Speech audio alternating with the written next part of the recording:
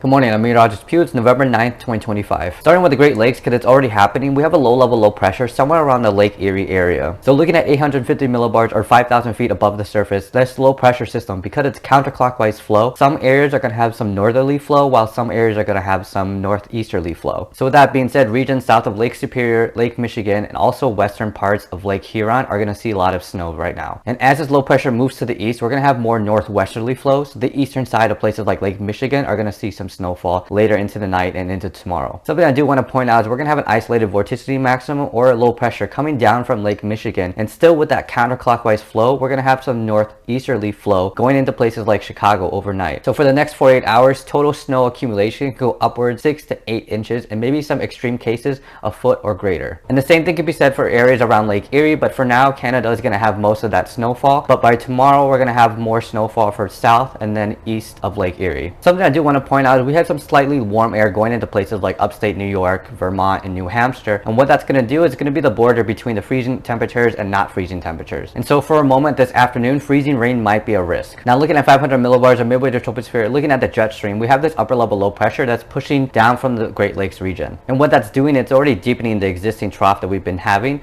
And with that, it's bringing in a lot of cooled air from the north. So going down to the surface at the southeast, we're going to have a cold front, and that's going to be the main mechanism for today's severe weather. So around 2 to 3 p.m. Eastern time, you can expect isolated cells to form in a line and then travel to the east. And the Storm Prediction Center has issued a marginal risk, or 1 out of 5 for the southeast region, and it includes an isolated risk for wind and hail. And a similar time frame could be set for the mid-Atlantic and northeast, though with much less severity. If you live along the coastline, you may expect to see these storms overnight and maybe into next morning as well. Now overall, looking at the big picture of things, we have a low pressure somewhere around the Great Lakes headed into the northeast, and we have a high pressure coming from the northern Rockies and plains. And like how I mentioned earlier, we're having a lot of cold air come from the north, and because of this stark contrast between temperatures from the north and south, we're going to have a lot of high wind throughout almost the entire country. So going all the way from the north to the south, we're going to have wind speeds from 15 to 25 miles per hour sustained, and wind gusts up to 30 to 35 miles per hour. Now with this high pressure in the plains, which is associated with sinking air, it's bringing in a lot more drier air from the north as well. And Texas already just saw a cold front pass through, which brought in cool, drier air. So for southern Texas specifically, we're going to have a critical fire risk, or a 2 out of 3. We're going to see relative humidities drop around 15%, and so with those high winds and high wind gusts, it's going to be very prone for fire. Now looking back at 500 millibars at this jet stream, we can see that we have a ridge or a massive high pressure somewhere around the California area. And so the Storm Prediction Center did issue a localized fire risk for the mountains a little bit north of Los Angeles, where we're also going to see localized wind gusts on top of the mountains around 20 to 30 miles per hour and winds going downslope with relative humidities around 15% or lower.